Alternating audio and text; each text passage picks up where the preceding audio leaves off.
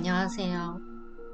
어제 읽었던 23페이지 이어서 읽어보도록 하겠습니다. 어제는 상사가 제 업무 결과에 만족하지 못하는 것 같아요 를 읽었었고요. 오늘은 2번 처음에 하기로 했던 업무와 다른 일을 하고 있어요 부터 하도록 하겠습니다. 입사했을 때와 상당히 다른 업무를 하고 있다면 반드시 이야기를 해야 한다. 첫째, 당신이 말하지 않으면 상사는 현재 상황을 인지조차 못할 수 있다. 본인이 너무 바쁜 나머지 당신에게 어떤 일을 벌어지는지 정확히 파악하지 못하는 것이다. 둘째, 당신이 잠깐 다른 사람을 대신하고 있는지 살펴보고 당신의 본래 업무를 가르쳐야 할 사람이 너무 바쁘거나 업무가 확장되기 전까지 일시적으로 당신이 다른 일을 하는 상황, 장기간 그 일을 해야 하는지 확인해야 한다. 셋째, 처음 하기로 한 일이 아니라 다른 일을 하는 것이 납득하기 어렵다는 것을 분명히 밝혀야 한다. 밝히지 않아도 알 것이라고는 생각하지 말기를 한다. 대화는 이렇게 시작한다. 입사하고 한 달간 데이터베이스 관리만 했습니다. 언제부터 회계 업무를 하게 될까요? 톱이 퇴사한 후 모두 다 힘들다는 것을 잘 알기 때문에 데이터베이스 관리 일도 기꺼이 돕고자 했지만 제가 해야 할 회계 업무에 집중하고 싶습니다. 만약 상사가 지금 당장은 그렇게 할 수 없다 라고 답변한다면 이렇게 말한다. 현재의 업무 상황을 말씀드리고 싶습니다. 제가 처음 입사 결정할 때만 해도 데이터베이스 업무를 집중적으로 하게 될 거라 생각하지 않았습니다. 더욱이 이 업무는 제 본래 업무가 아닙니다. 대화를 통해 상사가 다른 계획을 세워야 한다는 것을 깨닫는다면 문제는 해결되는 것이나 다름없다. 그러나 상황이 이렇게 되어 유감스럽지만 이제는 당신이 그 업무를 맡아서 해줘야 합니다. 라는 말을 들을 수도 있다. 그렇다면 이전과 다른 조건의 업무를 받아들일 것인지 결정해야 할 때다. 말도 안 되는 상황이지만 현재 당신에게 닥친 현실이기도 하니 어떻게 할지 일찌감치 마음을 정하는 편이 낫다. 3번 세 번째 상황. 동료의 일처리가 마음에 들지 않아서 상사에게 말하고 싶어요. 업무 능력이 떨어지는 동료가 있다고 가정해보자. 실수가 잦거나 고객의 전화에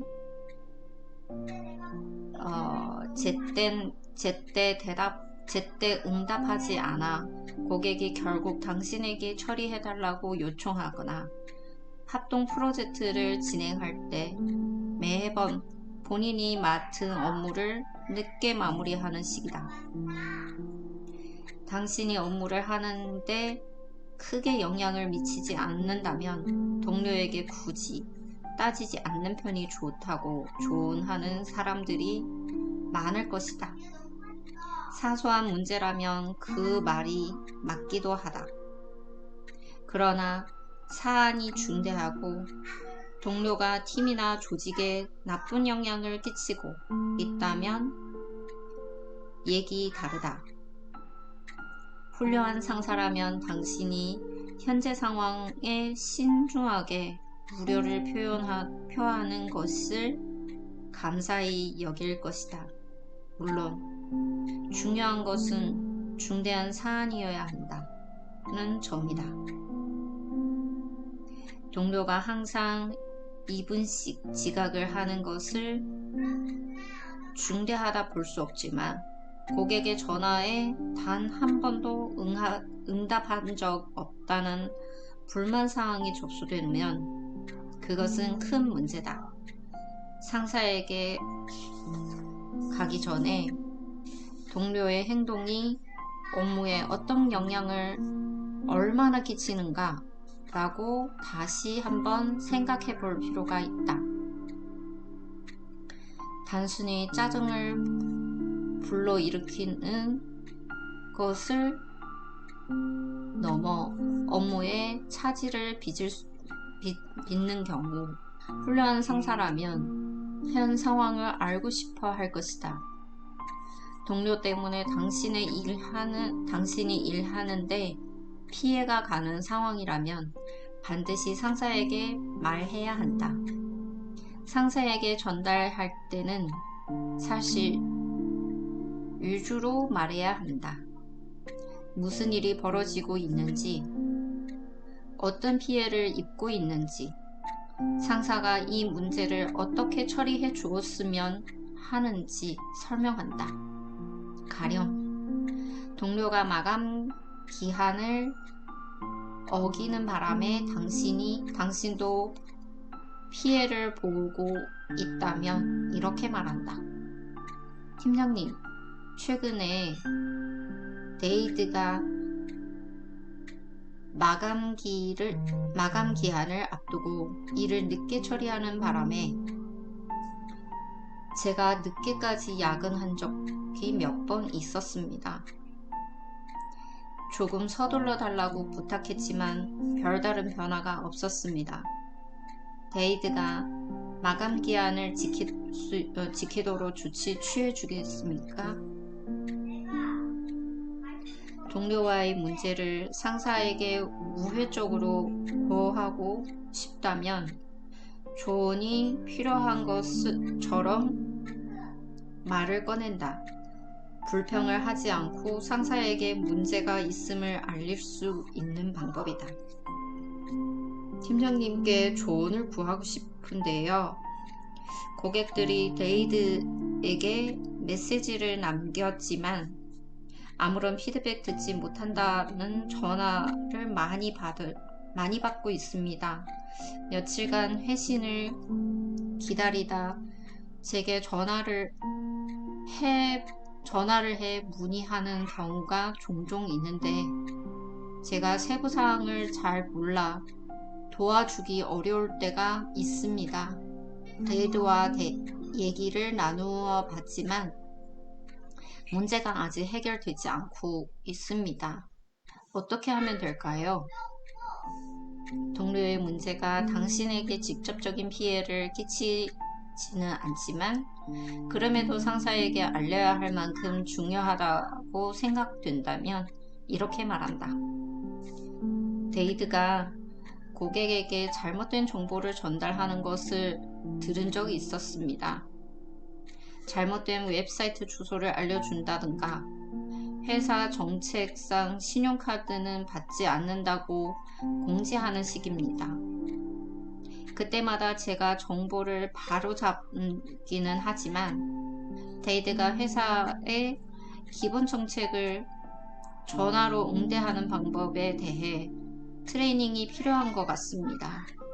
여기서 중요한 것은 데이드에게 따끔한 맛을 보여줘야 합니다가 아니라 바로 잡아야 할 업무 문제가 있습니다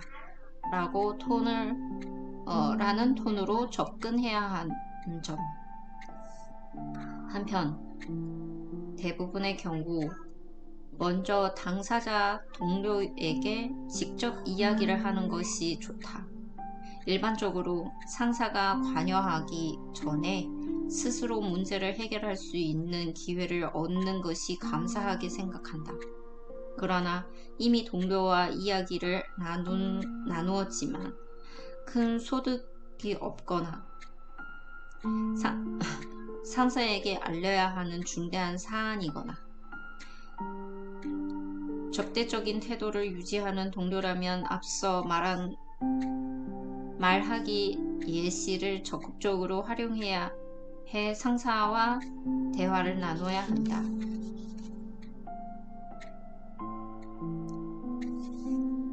네 번째 상황. 상사가 퇴근 후나 주말에도 업무 연락을 해요. 상사가 평일 저녁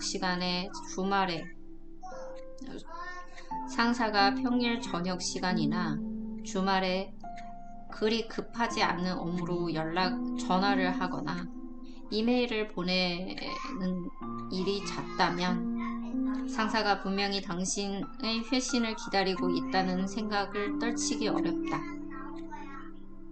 그러나 선을 그어 상사의 요구를 슬쩍 밀어내면서 자기 시간을 확보하려고 노력해야 한다.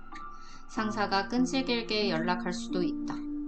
그러나 태도를 꾸준히 유지한다면 업무 외 시간에도 연락이 되기를 원하는 상사의 기대 심리를 조금씩 낮출 수 있다.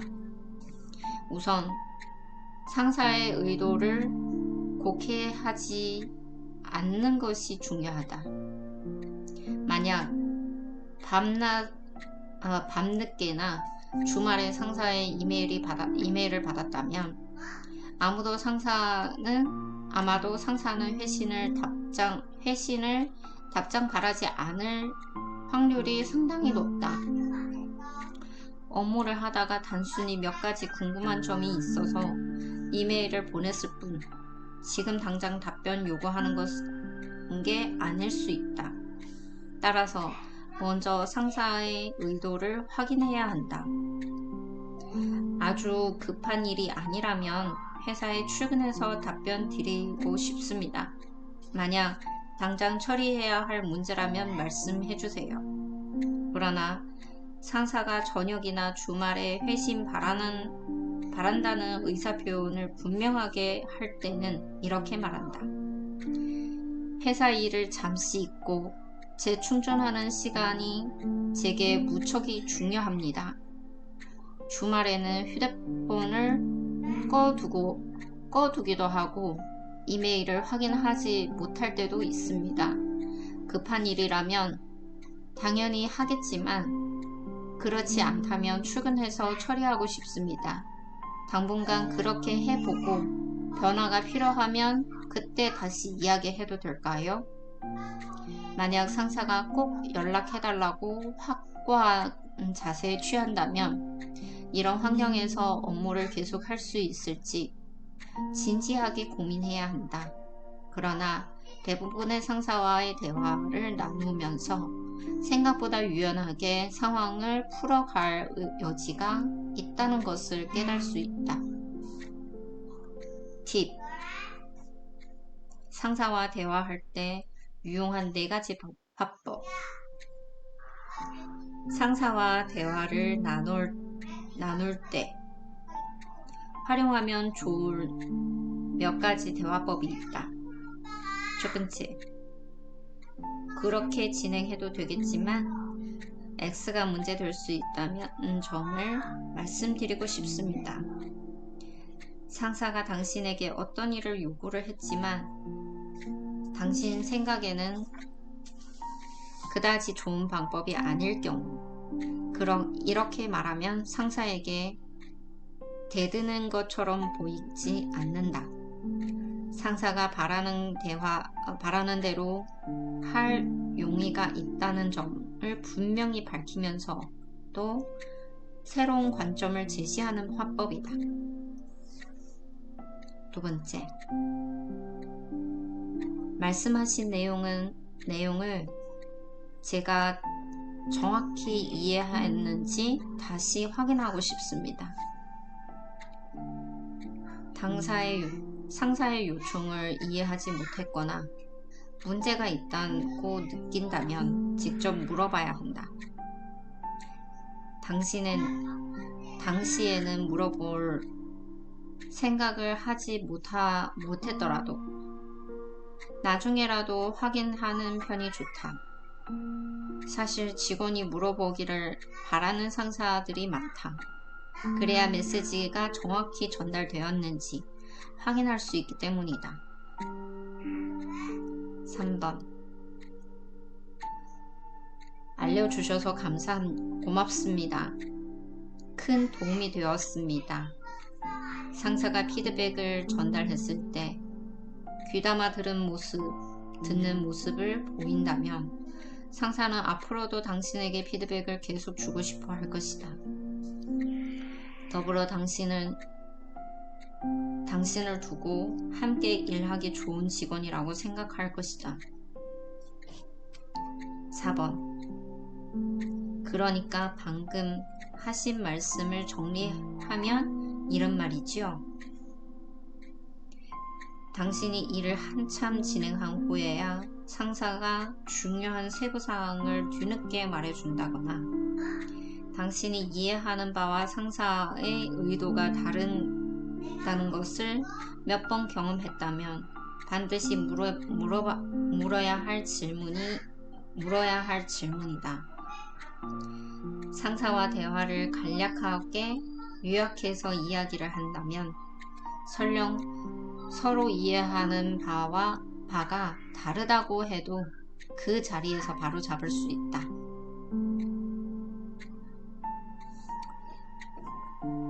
5번째 상황.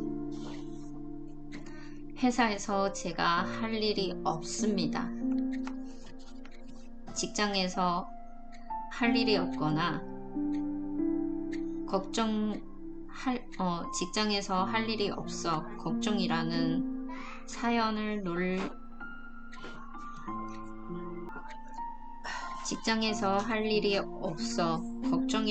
사연을 놀랄 정도로 많이 받았습니다. 업무에 치여 바쁜 사람들에게 꿈 같은 이야기지만 실제로 할 일이 없다면 끔찍한 지루함과 불안함이 사로잡습니다.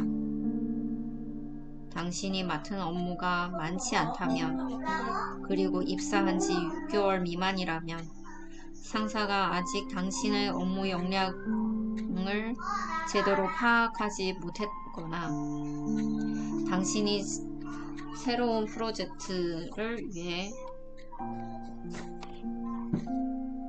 받아야 할 트레이닝이 늦어지는 상황일 것이다. 그렇다면 이렇게 말해보자. 업무량 관련해서 말씀드리고 싶습니다. 제 업무를 처리하는데 오래 걸리지 않아요. 일을 더 주셨으면 좋겠는데 제가 참여할 수 있는 프로젝트 있을까요? 신입 직원이 아니어도 이렇게 말할 수 있지만 회사에 오래 재직 중이라면 자신이 할 수 있는 업무를 구체적으로 제안할 입장이기도 하다. 당신이 참여하고 싶고 또 조직에게 도움이 될 만한 프로젝트 목록을 작성해서 제시하는 것도 한 방법이다. 프로젝트 목록을 보여주며 상사에게 이렇게 말한다. 제 업무를 모두 처리하고도 여유가 있어 다른 업무 더 맡고 싶습니다. 이 목록들 가운데 몇 가지 혹은 전부를 해도 될까요? 어떻게 말해도 별다른 대책 없이 여전히 지루함을 견디고 있다면 상사에게 바쁘지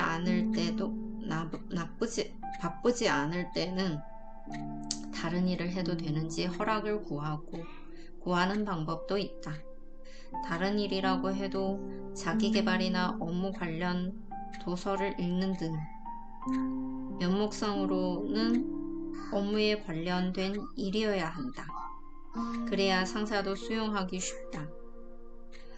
당신이 다른 일을 하고 있는 것은 다른 직원들이나 외부 사람들이 알게 되어도 상사가 난처해지지 않는다.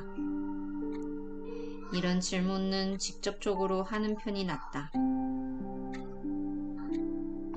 업무가 한가할 때는 업무 관련 프로그를 방문하거나 자바를 배우거나 업무 관련 도서를 읽어도 될까요?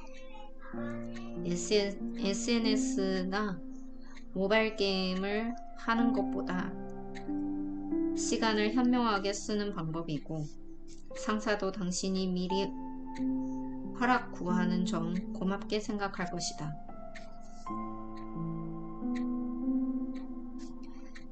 여섯 번째 상황.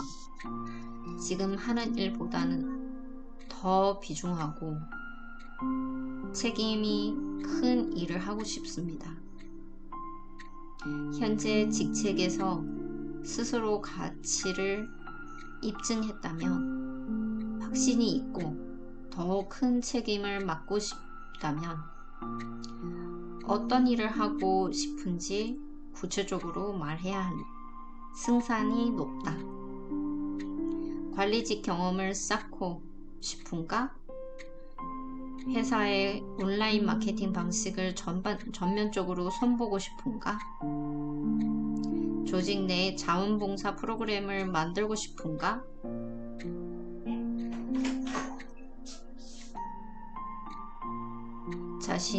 자신의 목표가 무엇이든 세부 사항을 꼼꼼히 계획한 뒤 현재 자신의 업무와 어떻게 연계할까 생각해 본 뒤 이렇게 말해 본다. 저는 인사 업무에 관심 많은데 제가 할 수 있는 일이 있는지 궁금합니다. 직원 채용 과정에서 지원자들의 이력서를 1차적으로 가려내는 업무도 좋고 신입 직원과 1차 전화 인터뷰하게 해주셔도 좋습니다. 월간 보고 업무 자동화한 터라 현재 제 업무에 더불어 채용 업무 함께 할 여유가 충분합니다. 한번 고려해 주실 수 있을까요?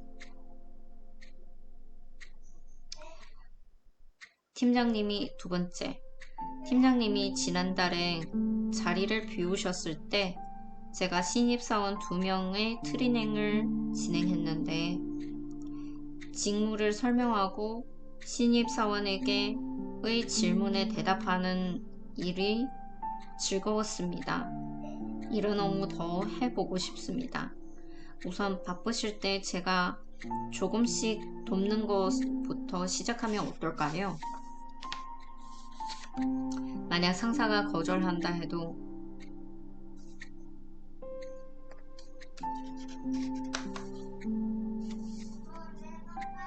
나중에라도 방법이 있을지 물어보기를 꺼려선 안 된다. 제가 그 분야에 관심이 정말 많아서 나중에 그 업무를 하기 위해서는 어떤 준비가 필요한지 조언 청하고 싶습니다.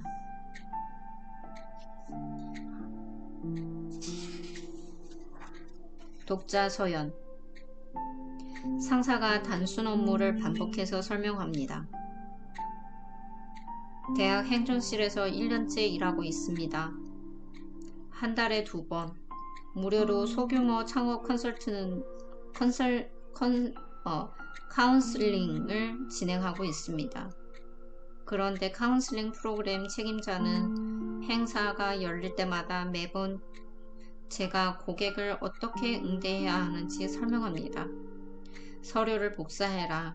체크리스트를 확인해라 같은 아주 간단한 일을 단순하기 그지없는 업무를 매번 반복해서 설명할 때마다 제 지적 능력을 의심하는 것 같은 기분이 듭니다. 책임자는 연세가 많아서 60, 70대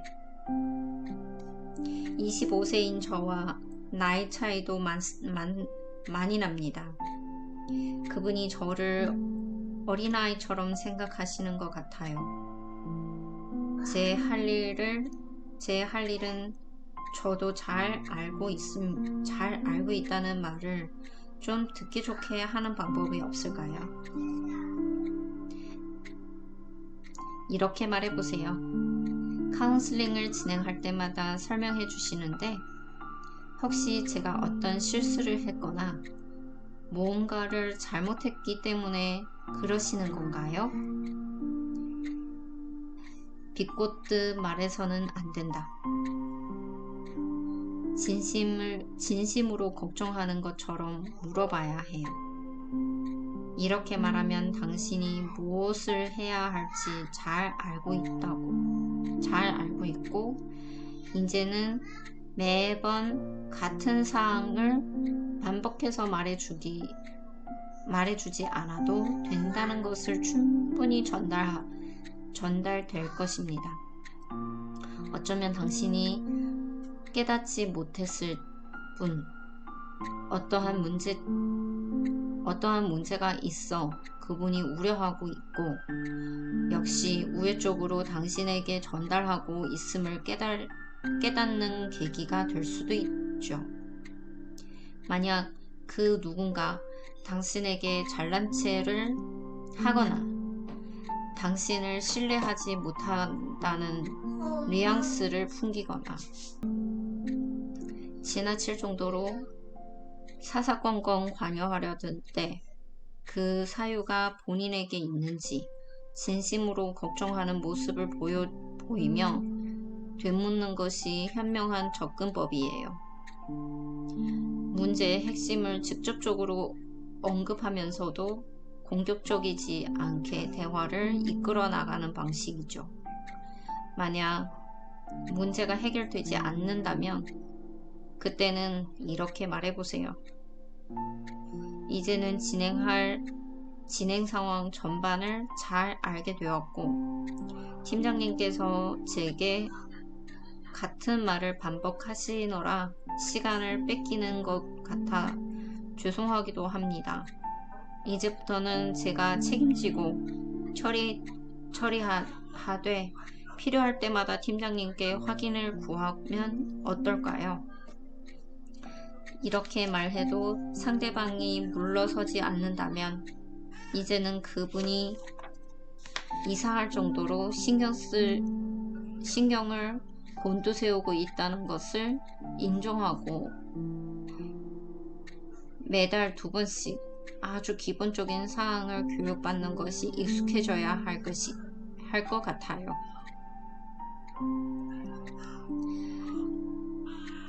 오늘은 여기까지 읽도록 하겠습니다. 다음 시간에는 36페이지 7번 7번째 상사가 말도 안 되는 마감 일정을 정합니다. 부터 하도록 하겠습니다. 감사합니다.